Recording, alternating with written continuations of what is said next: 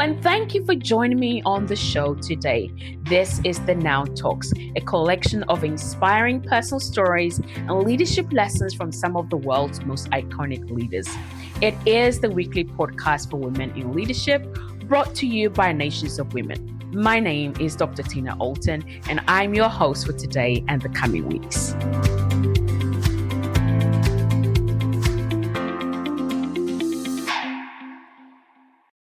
Okay, so I have with me the most amazing young lady that I met whilst traveling in the United States, in the state of Texas. And she goes by the name Hannah Grace Ashcraft, who is not just beautiful and gorgeous and elegant, but she is such an exceptional young woman that I was like, wow, I really want to sit down. I really want to hear more about her story, her life, what has shaped her, and everything else that, would come out of it. So I want to encourage you, grab a tea, grab a coffee. I've got myself a drink of nice water, not water, well, it's colored, but it's no alcohol, so you'll all be very pleased about that. And really, take time to listen to this conversation. And if you're reading, then I want to encourage you to take a pen and paper and make note of everything that you're taking in, and do reach out to us and let us know how this has impacted your life, how this is giving you hope, how it's inspired you, or how it's helped you to find your fight inside of you. Whatever that is, we want to hear, we want to know, and we want to walk with you. So welcome to the summer edition of the Now Woman magazine and our cover girl, Hannah Grace Ashcraft. Hannah, I want you to, I don't think I'd ever do justice introducing you to our listeners, our readers. So I want you to take a moment, just, introduce yourself, and you can take it however, whatever angle you want to look at. You can introduce yourself based on like where you are at now as a woman in leadership, because you're leading in different spheres that I've come to know. So however you want to take it, we're ready. So take it away. Hi, so like Tina said, I'm Hannah. I am from Houston, Texas in the United States. I currently, I've grown up always liking to sing, and now I get the pleasure of leading our worship team at church. And so I think that's one of the main spots of leadership in my life, aside from my job, leading the people that I work with in that sphere. But yes, so I get to lead people in several different areas, but I think leading in worship is one of the most honoring spots that I get to lead people in, whether that's a congregation on a Sunday morning, or if it's just the team that I lead, scheduling and communicating, all that kind of stuff. So that's kind of my areas of influence right now. And I'm learning a lot as I go. I'm not the most, well, I'll say I'm learning to be more confrontational, having, the hard conversations with people, because I don't like the uncomfortableness. So I tend to shy away from that, but I am learning to be more confrontational and say the hard things. So that is amazing. And I think, you're not alone in that. I think for us as women, perhaps our natural instinct would be to be compassionate, to be patient, gracious. But I think the time and season which we're in, as women leading whatever area and in whatever sphere that we're leading, we have to have the difficult conversations. I know that sometimes it's taking the difficult conversations to help me to find myself again, to help me to recognize, oh, actually, Tina, I could do. So I believe that the hard conversations really has a great purpose in terms of helping to refine and redefine and guide and help everybody that is included or involved in that. So yay for more of that. If you're listening, please have them. It's important to have the difficult. I love having difficult conversations. I thrive on them. Well, that's what my family would say, but there we are. Don't listen to anything my kids tell you, okay? If you ever meet my kids, don't listen to anything they say. They say all sorts of wonderful stories about me, but you have to know me to get to know me. So, Miss Hannah, thank you so much for sharing that. I want you to, share a little bit more about So we know where you are in terms of your sphere of leadership, but you as a woman, take us into that journey of like growing up and up to where you are. Who is Hannah? Yes. So I am growing up. I come from a family of 5 kids and I am a twin. So I think a lot of my passion for identity, I think a lot of it kind of rooted from being a twin and having to, I guess, share a lot of my identity growing up. That's where a lot of maybe the issues and with comparison came up was, I placed that on myself. My parents did not by any means compare me to my sister or make me feel that I had to perform a specific way, but we're the complete opposites. I have brown curly hair and brown eyes. She has blue blonde, or she's blue eyes and blonde straight hair. But in terms of personalities, hobbies, we are completely different. But in school, she had always done better than me. And so I think I placed that performance identity on myself. And I always felt, that I didn't meet the standards that I had placed on myself. So a lot of my identity and the way I saw myself was kind of shaped through this lens of comparison growing up. And I found that in my adult life. And I think for me, and with women, and especially in leadership, that's where I find the hardest kind of downfall is with comparison, because it's so easy for us as women to do that. And even, speaking or leading in front of people, oh, well, that person, they just talk so nicely. And, I talk too fast. I grew up in a family of 5. So you got to get your words out if you want to participate in the conversation. So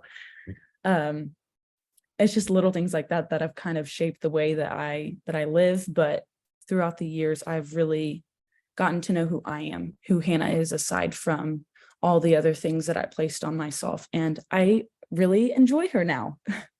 Growing up, I may not have liked the little quirks that I feel like God put inside me, but I've learned now to really embrace who I am. And I think that's one of my biggest heart's cry, is to be unapologetically myself. And so I wish that for any woman, is just to be yourself, because the expectations that you think other people want you to meet, don't matter. It's only God's expectations of you. So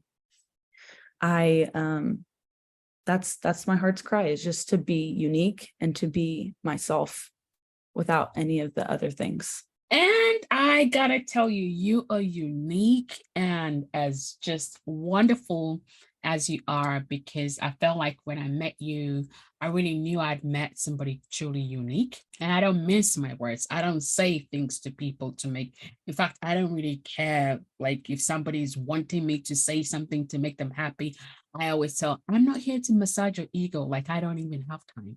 So I'm mindful of my words, and I give my words, or I speak when I know that okay, this matters. Does that make sense? But like I knew when I met you that like you're unique. It's like, okay, this is a unique person and I want to get to know that person. So you touched on a subject that I think is so important, huge amongst all women, and they don't even have to be twins. You talked about the subject of comparison, and Mhm. I was right there where you were. Like I grew up, my siblings, there was 7 of us, but my oldest brother passed away, and then my youngest brother before my youngest brother passed away. So eventually there was 5 of us. I was in the middle. I'm completely different to all my siblings. They're taller than me. They're bigger than me. They can run. They can do, I could do none of it. I'm walking by the roadside, a big trailer truck will come and the air alone will lift me up and throw me into the bush, and they'll have to come and find you. I'll be screaming. It's like, and they'll come and find me. So there was that, it's like trying to be like my sister or my brother or whatever. And then eventually it was like, you know what? Actually, I'm tired. I don't want to be like any of them. Mhm. I don't know how that came, but I just decided I don't want to be like any of them. And I left it. That was until I met my husband, Peter. And it's like, oh, we're twins. He has got light Caucasian skin. I've got chocolate skin. I've got brown eyes. He's got blue eyes. So that's about as opposite as, it gets. But I want to, that was just a joke, to kind of like, because we call ourselves twins, but Yeah. it it's hard for people to recognize the similarities, but that's on them. So coming back to the subject of comparison, and particularly as girls, or well, we all grow up as girls and then we become women, but I feel like it really shapes who we become as women. And I feel like for a long time, when that is not looked at or explored or dealt with or whatever it is, it actually has the potential to take a lot from us. It really does take a lot from us being in that space of comparison. And like you said, it's not because somebody, places you in that, but it's like we place ourselves in that place of, comparing. And I think being a twin, I can really imagine and I can imagine how that would be, because this, like it's like two of you, right? Two of you, but I don't know how you explain it, but so I want us to look at three things. One is, how did that impact you? How did, being a girl, a woman, young woman, back then, and now looking backwards as who Hannah is, the amazing Hannah is, how did that impact you? Because I think as women, we don't like to sometimes talk about how things impacted us. It's almost easy to just sweep it under the carpet and think, I'm here now, so that's it. But I know for those that have not got to that place yet, walking in that freedom of who we call to be, it's important in our conversation to help them to recognize how how it can impact you, because that gives, it's almost like giving them a list of symptoms, a Yeah. list of symptoms that they can look at. So I want us to look at, how did that impact you? What did that look like? I also want us to look at, how did that steal your freedom? Because being in that place steals your freedom. And then how did you take back your freedom? So it's like three in one, but first is unpacking, how did that impact you? And in that, I want us to look at like the symptoms, so that if somebody is listening or reading, they can, it's like a lens they can go back and see, and think, oh, okay, I am in that place. I am, so if it's okay with you, I'd like to unpack, how did that impact you? Yeah, hold on. I'm gonna think on that for 1 second. I think the biggest way that it impacted me growing up is this kind of I think tags on with your second question, but it kind of stole my sense of who I was from me, because I spent so long trying to be someone that God never intended, someone that I was never meant to be. So I was trying to I like to sing, but my sister was always good at sports. So I did sports growing up, but I mean, I was decent, but I was nothing compared to her. So then I spent all this time trying to be coordinated, and I shot at the wrong goal in basketball. I didn't like I just wasn't the most amazing. So I spent my life thinking, oh, I'm not good at these things, thinking that I was less than, but it just wasn't my area of expertise. I was meant to be in choir and sing. And so I spent a lot of time thinking that I was less than.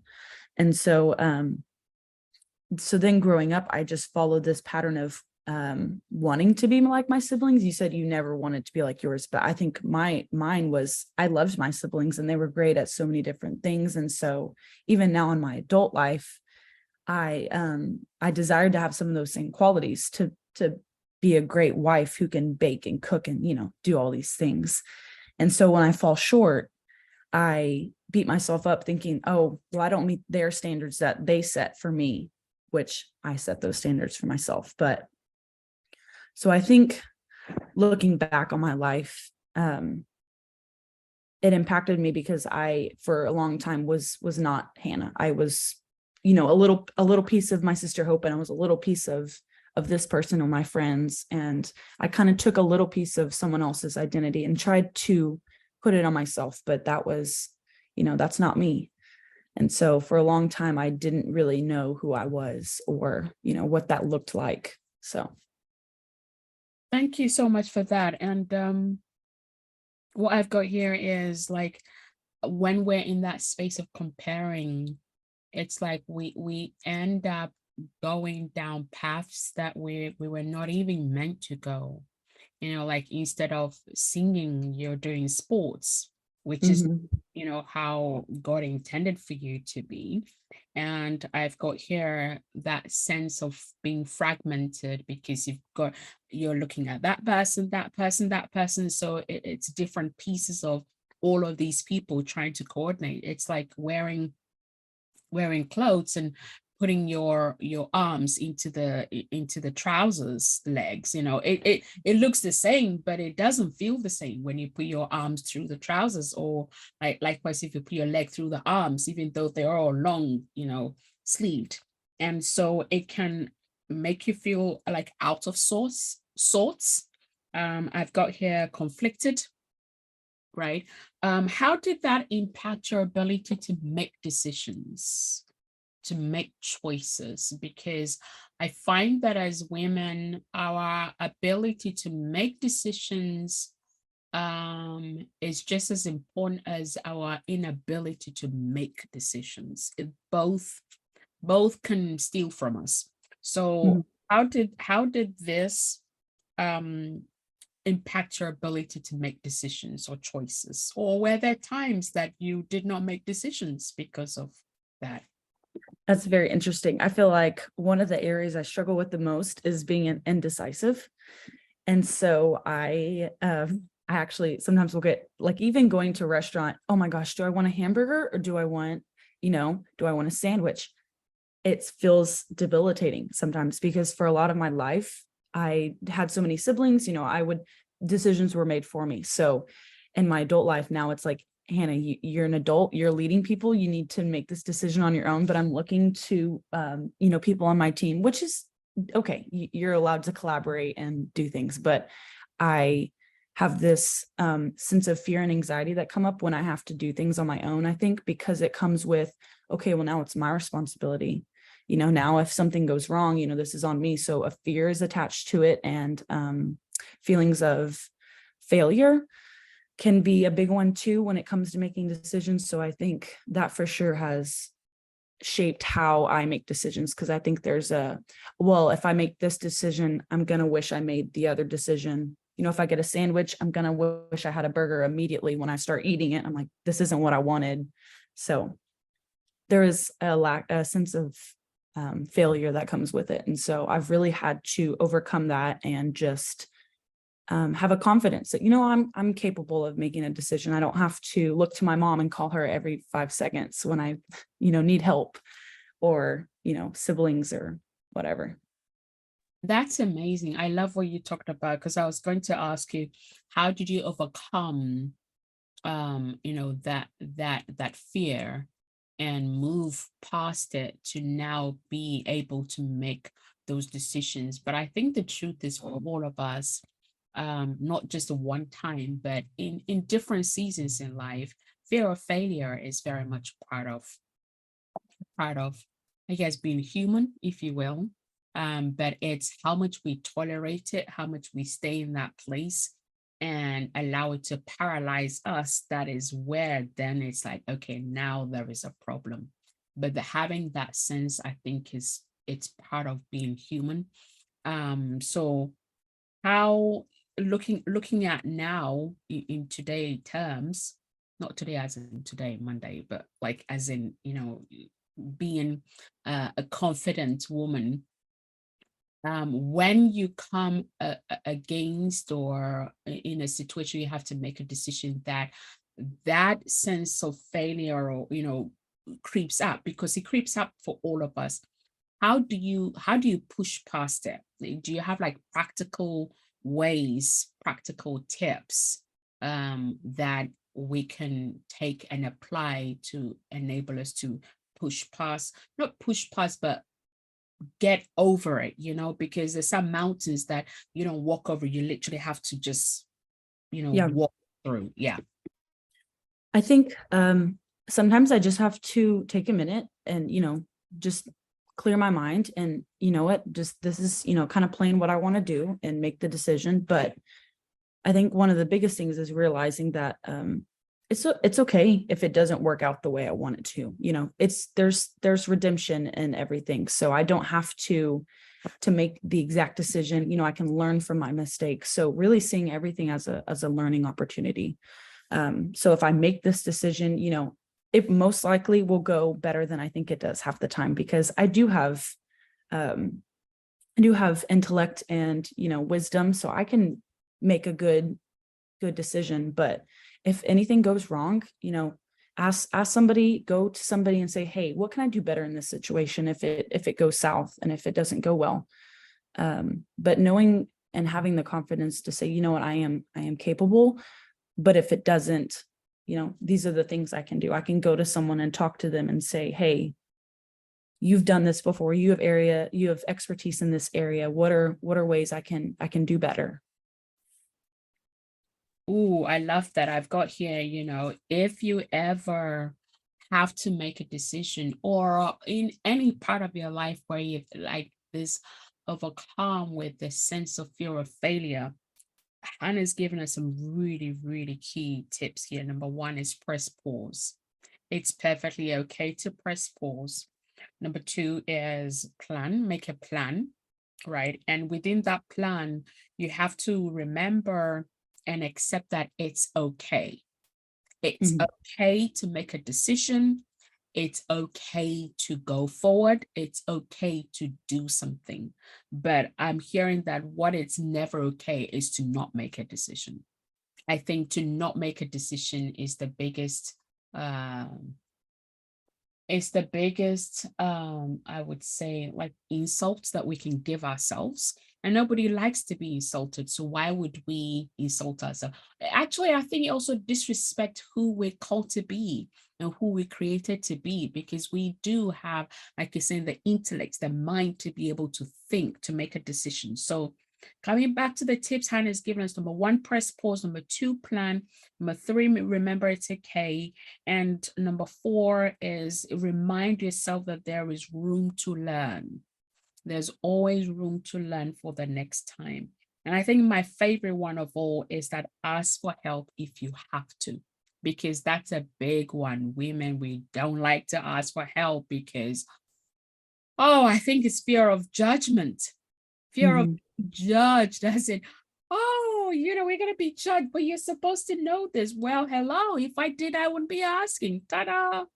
So ditch that fear of being judged, because the truth is we're judged anyway, whether we make it, don't make it, left, right, whatever. There is never a human being that is never judged, but you can't live your life in a stop position because of fear of being judged. Is push through, go forward, make those decisions, make those choices, because being judged is part of human. But ask for help. Ask for help. If you don't ask for help, I think then that's I define that as arrogance, like, yeah, that's my definition of arrogance, is not asking for help, because you're not fooling anyone.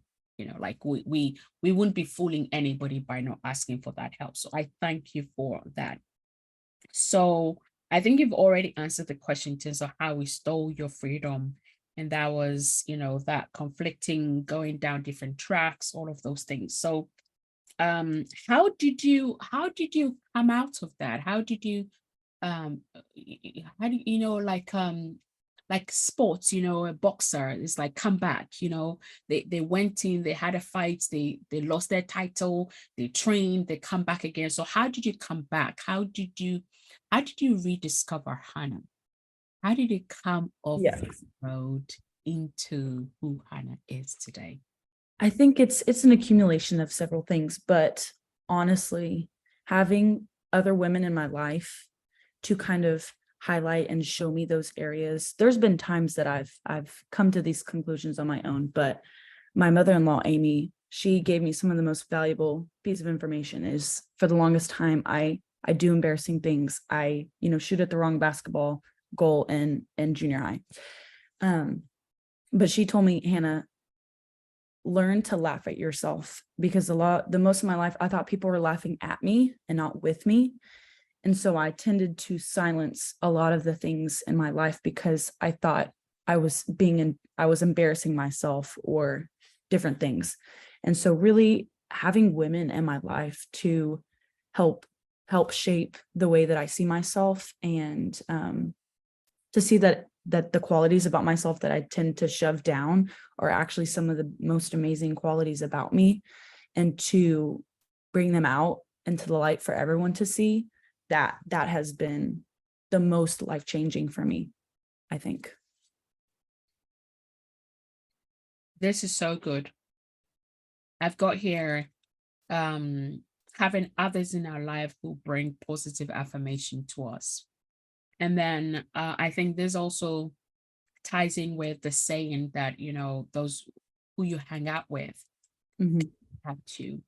And I'm hearing that as you began to hang out with different people that were not looking at or perceiving or focusing on, the I would say the quirkiness of who we all are, but they can see beyond, what they're seeing. Does that make sense? They can see beyond how my eyebrows are looking, for example, and seeing something else. Being able to see me for who I am makes a big difference. So now then, you've talked about your mother-in-law. Now, as yourself, most of us as women, we don't say nice things to other people. We just don't. We just don't. It's like, I don't know why women we do that. It's like, come on, woman. If you like her hair, say you like her hair. If you like her eyebrow, how would say, just say it. But what are you gonna gain by seeing it, liking it, and not telling it? It's like you don't get anything. So your mother-in-law did this for you.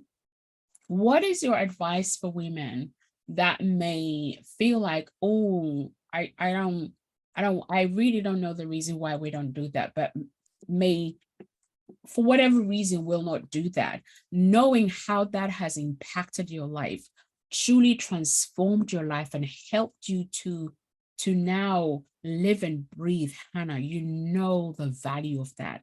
So what would you say to other women listening or reading about your story, that I wanted to give us like practical ways that we can begin to be like that for other women?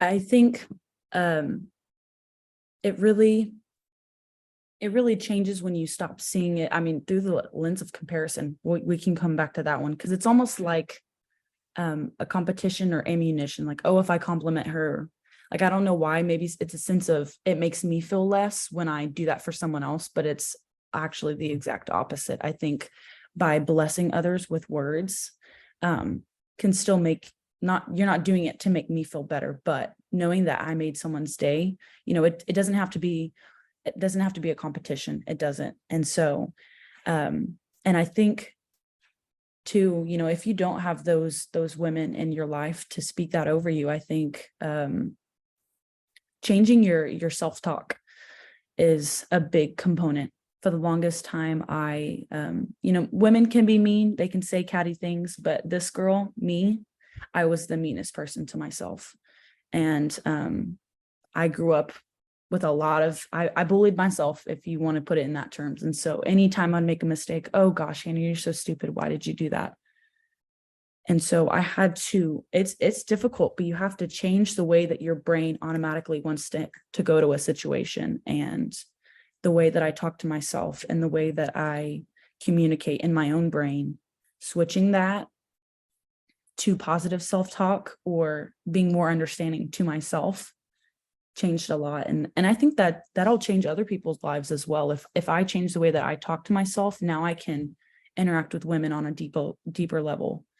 So I think it kind of hits multiple things. That is so good. That is so, so good. I think you're absolutely spot on in terms of we are our biggest enemy, in the sense of we hurt ourselves more so than sometimes other people. Mhm.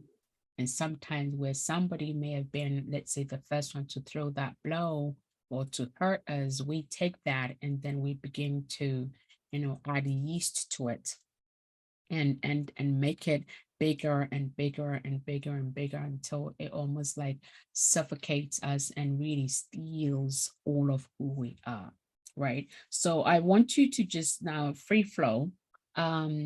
Why is it important for us as women to really walk in our identity?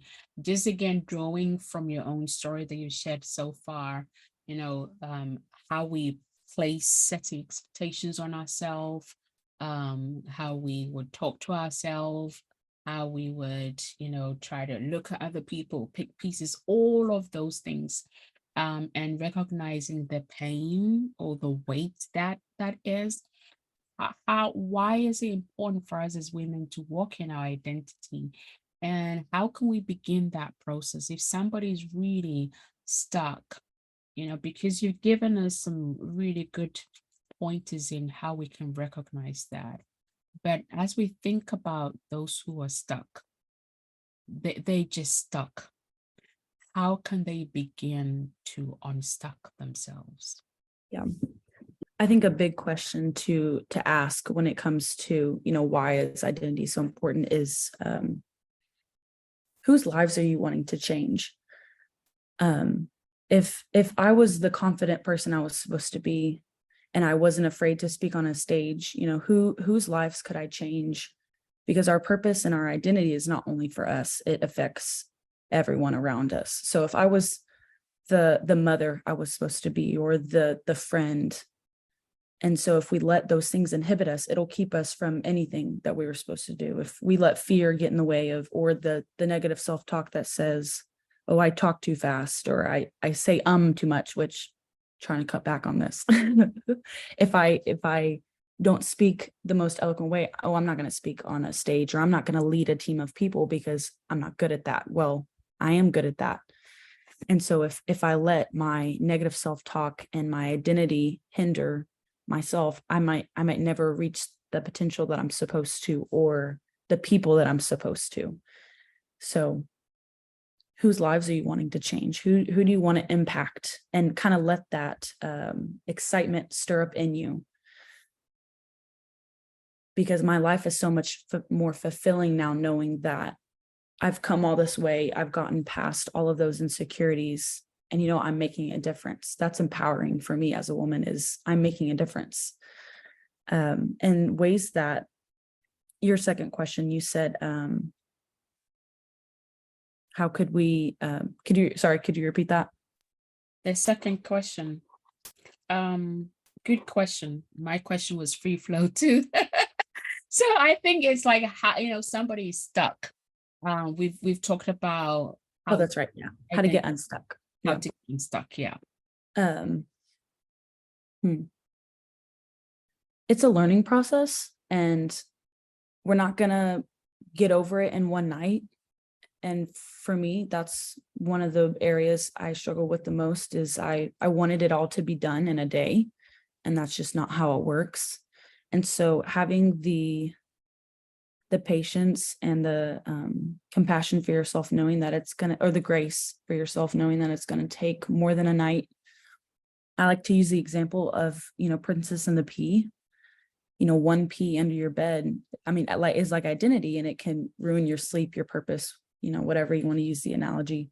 But we have multiple things. There's multiple areas, but it's not just going to be an overnight process. It's kind of taking a pea each day and working on it and saying, okay, here's a lie that I'm believing, or here's something that shouldn't be there. This is not a part of my identity, and kind of removing it piece by piece.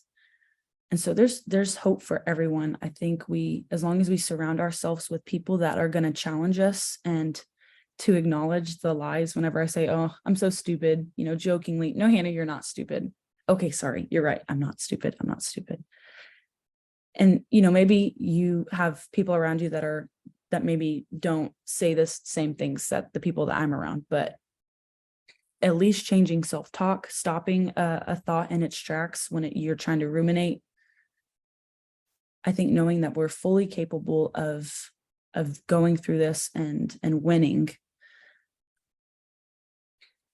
it's we're capable. And so I had to have the grace with myself and the motivation, having the why behind some of the reasons why I wanted to change is not just for me. It's for the other people that I'm around, my husband, that I treat him better because I know who I am. So now I'm not insecure and seeking affirmation every day. I'm not having to have him tell me, oh, I look good and tell me I'm pretty all the time, because when there's sense of insecurity, then we look to others and they can't fulfill that role that they're, we're human. We forget, we're busy doing our own things. He might not think to tell me in that moment what I want to hear, but I'm waiting for it. But if I know who I am, then I won't have to seek the approval of others. So That is amazing. Well, I tell my husband, please, you have to tell me every day that I look beautiful. The moment I wake, I say, oh, you're looking gorgeous. I'm like, go away. I feel like a ninja. And I'm like, okay. That's our little joke. But our husbands are supposed to tell us that anyway, every day. So that's cool with that. So thank you so much for that. I've got here, that to unstuck ourselves is a process. It's not gonna happen in a day. It's being aware of our thoughts, because that thought process, the way we think and the things we think, create our actions, create our habits, and then ultimately our character is shaped from there. We love that. So I want us to now think backwards a little bit to Hannah before, Hannah today. We will also then fast forward into, the future Hannah, who is the future Hannah. But before we do that, because we're speaking to the present Hannah, the now woman Hannah, who's, walked through a process, come out the other side, walking in the identity that God, created for you. I think for each of us, the future Hannah, the future Tina, is walking in the fullness, but it's a continuous process. So looking back from here, the now Hannah, and now looking backwards to the then Hannah, is there any aspect of Hannah before that you regret? And I want you to share with us in a way that, if somebody listening or reading is finding this themselves in the same place, they're able to know the pits for the pits, and can recognize the danger of where they're at if they don't do anything about it. So I want you to take us a little bit back and share with us, is there any aspect of Hannah back then that you regret? Looking back, it honestly makes me sad, knowing that I didn't think that I had anything good about myself and that I was dumb or stupid. I once had someone in school tell me that they would close their ears when they would hear me speak. Like when I would read aloud in our textbooks, they would plug their ears. And I didn't realize for the longest time, but I had carried that one little part of that with me. And so when I would get on stage, I would feel like I would have anxiety attacks. I mean, I could singing was easy, but talking for me wasn't easy. And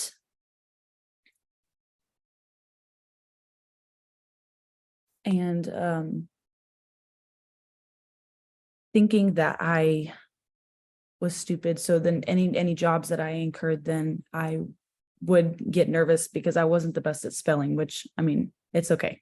I don't have to be the best. But in my jobs, I would get nervous because I would write on boxes and I would put February and I'm like, oh, is that second R in there? And so I had this constant fear of, oh, people are going to find me out. People are going to find me out that I'm not who they think I am. I'm not as smart as I think I am. And so I carried this fear with me. And looking back now, I know that I am smart and I'm capable. And, I graduated college with a bachelor's degree. But for the longest time, I had so much fear that people would know who the real Hannah is. And the reality is she's smart and amazing and all these things, but I was afraid that they would see all the negative side of me.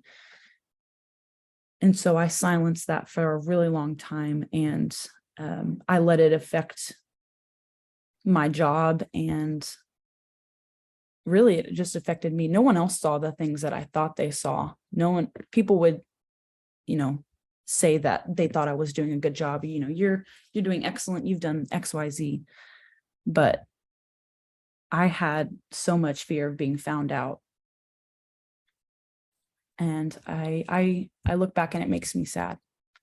I'm trying to think. I just had such a meekness to me, and knowing now how confident I am, it's like, why did I spend so long?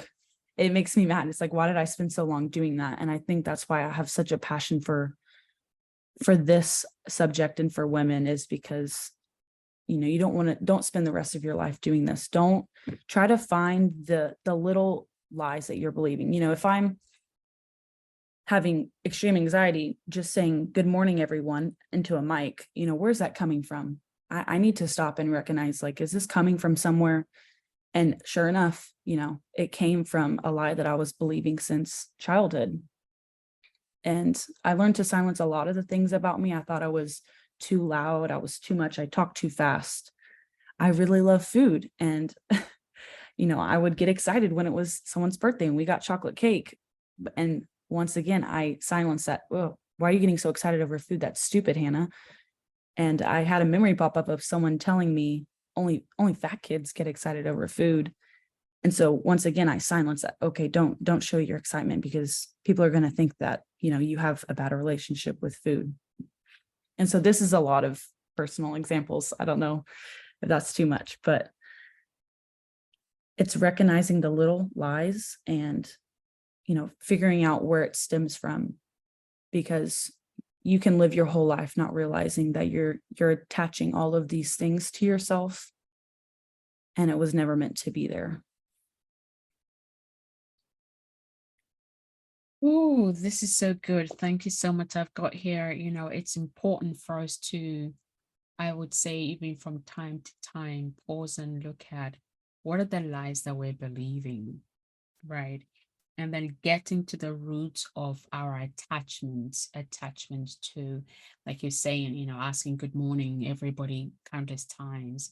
That attachment was coming from something somebody had said that had taken hold of who the real Hannah was. And I would also add as well, that I think if you're listening to this and you're really, really stuck, sometimes it's hard to find hope when you're really feeling stuck, when you feel like there is no way out. But I want to encourage you, there is always hope, there's always way out. So if that is you and you're feeling like there is no way out, please ask for help. Please get help. There is countless avenues of being able to get help. If nothing at all, reach out to us, write to us, email us, and we would be happy to put you in touch with the right professional team, or help that can help you to begin that journey, that process of coming out of that place of, like Hannah said, that place of fear. But I also feel like sometimes, in addition to fear, there is shame that attaches itself to it, where we're not just feeling, you know, fearful or anxious, but there is shame, because shame has that voice that says you're less than, you're not good enough. The shame has a very painful voice. It has a very cutting voice that can literally cut you in a way that sometimes you least would expect. So, if you're not sure, is it fear? Am I afraid of doing this? Or, you're hearing that voice, like Hannah was saying, that tells you you're not good enough, that like you're stupid, you're this, you're less than whatever it is, then that is shame as well that is speaking to you. And that's equally dangerous, to entertain that voice of shame, because I don't think any of us were created less than. And one thing I learned actually this year was that when we were created, God gave us all different skills, different abilities and things. And even, as a twin, Hannah, the skills God gave and the skills God gave your sister, no one missed out. No one missed out on anything. You didn't miss out because your sister was great at sports, and she didn't miss out because you're great at singing. God, just in his goodness, just give us all these wonderful gifts and things that makes us unique, but it never makes anybody miss out on anything. And I think sometimes that the jealousy that people feel towards us is because they feel like you've taken something. But the thing is, no one missed out because you're brilliant, because you're beautiful. But like nobody ever missed out on any of those. So please reach out to us if you're feeling like gripped with fear of stepping out, fear of being who you are. Hannah talked about spelling. I can't spell either, but thank goodness for Siri. And sometimes Siri gives me a whole different spelling because I can't even pronounce the thing. So it's like, now what do I do? And I try, next, if Siri can't understand what you say, just go to Google and start with the phonics. The first two letters, Google will always help you say, is this you're trying to spell? You can look at it looks a little bit like what I'm trying to spell. So there we are. But isn't it interesting though that little things like that can really just hold us back and stop us for sometimes for some people years, before they're actually able to step into or come out of that place. So you've given us some really good thoughts. Here is looking at the lies that we believe in, because a lot of the time it's just lies that we've placed on ourselves, or just, I don't know, but somehow attaches itself, and then shame comes in as well. So thank you for that. I want us to now look at, fast forward to the future Hannah, because we're speaking to the now Hannah, the now woman Hannah, and looking at the future Hannah. Who is this future Hannah? I think the future Hannah is going to be even more confident in who she is. Even talking on this podcast, I've thought, oh my gosh, you've said way too much, but I still get my point across. So I think the future Hannah is gonna, the negative self-talk gonna be even less, because like I said, it's a process and I'm still working through it. And the future Hannah is gonna know who she is on a deeper level and be more confident in my place of leadership. And I think I am gonna learn the hard things and be confrontational, and I aspire to do all of those things. So I think the future Hannah is gonna it's gonna shake the world. So that's what I'm hoping for, because I know what I'm capable of, and I just got to get from here to there. But I know the future Hannah is going to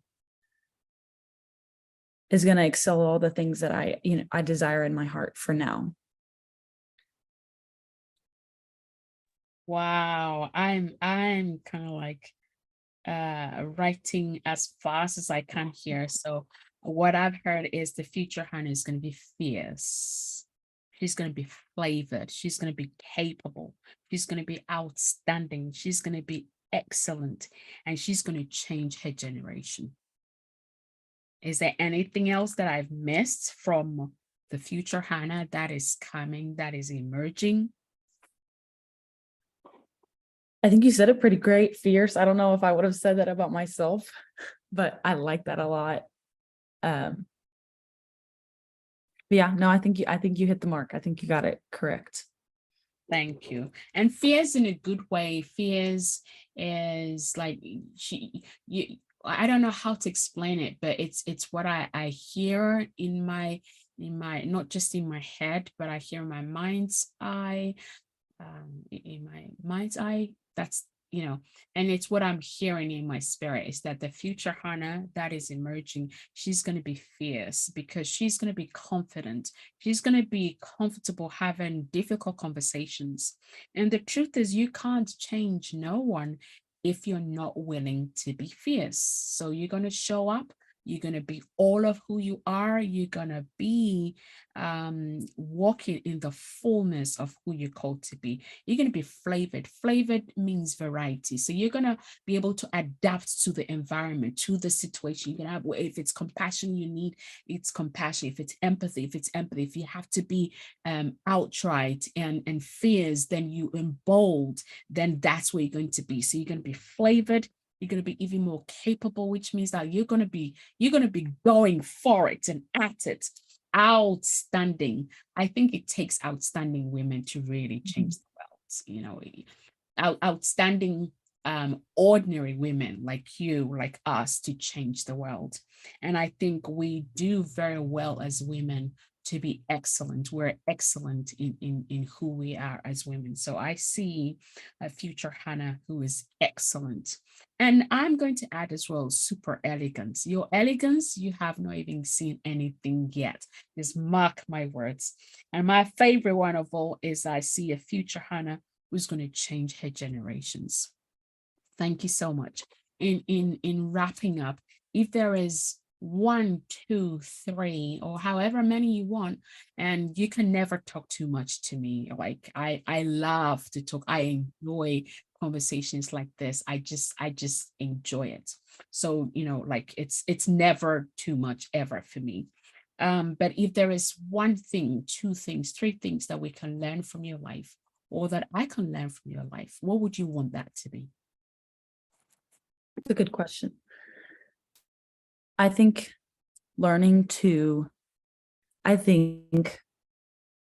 silencing the lies about yourself, fully embracing who you are, knowing that you're good enough and you were made exactly the way you're supposed to be. So stop wishing away the qualities that are inside of you because it's what everyone else wants to see come out of you. That's what I got. This is so good. Thank you. You haven't told us what you do for work. I don't Oh, think got that down. I do administrative stuff for a safety company. So it's just, I like it. It's organizing things. It's a lot. It's for medical related stuff, but I'm an administrative assistant, so I get to do all the behind the scenes work, which I really enjoy, and I get to sit at a computer all day. Good. Well, thank you so much for that. And I think you've really hit it all. If there's anything that you're listening and you're wondering, if there's nothing you got from all the conversations we've had so far, then Hannah wants you to remember this. You've got to silence the lies that you have believed or you have been telling yourself, or even other people have been telling you, because they are nothing but lies. You have to embrace who you are, because you have been created in exactly how you're meant to be created. There is nothing more or less that God will change about who He's created it to be. And also remember that you're good enough. I always say it, that we are all good enough, and there is always room for us to be more, because God wants more for us. So you're never not good enough. You're always good enough, and there is more in you.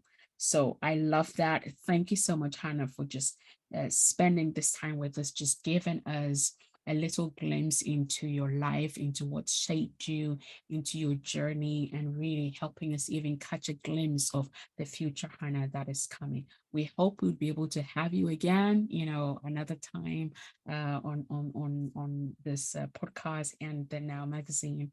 And we look forward to welcome you and hosting you in Cairo for our next summit, which would be amazing. That is, it's basically a time to build, a time to make way for other women, and really it's a gathering, a convergence for the bold, because it is an era for us as women to step into all that we're called to be and begin to raise a new standard. not just in our homes, not just in our communities, but for the nations in a whole. So it's a summit for the bold, and I look forward to hosting you, welcoming you to our community, Nations of Women, and also in Cairo. So thank you again for your time today. Appreciate that. Of course. Thank you.